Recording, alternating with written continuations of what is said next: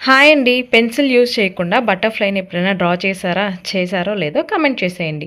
ఈ butterfly draw చేయడానికి pencil ఏం అవసరం లేదండి. వీడియోలో చూపిస్తున్నట్టుగా A4 షీట్‌ని ఇలా ఫోల్డ్ చేసుకొని ఇలా మిడిల్‌లో లైన్‌లా పడింది చూసారా? అక్కడి నుంచి నేను చూపిస్తున్నట్టుగా వాటర్ కలర్‌ని డిఫరెంట్ కలర్స్‌ని 3 కలర్స్ తీసుకొని ఇలా చిన్న చిన్న డ్రాప్స్ లాగా వేసుకోవాలి.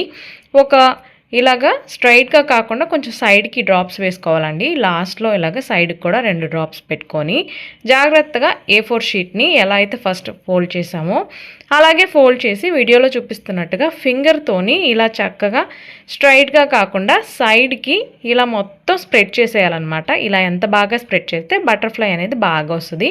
చూసారు కదా! మన బటర్‌ఫ్లై రెడీ అయిపోయింది. ఇప్పుడు మీకు నచ్చితే ఇదంతా కొంచెం ఆరిన తర్వాత అవుట్‌లైన్ స్కెచ్‌తోని ఇచ్చారంటే సూపర్ బటర్‌ఫ్లై రెడీ అయిపోయిందండి. తప్పకుండా మీ కిడ్స్‌తో ఇది షేర్ చేసుకోండి. చాలా నచ్చుతది.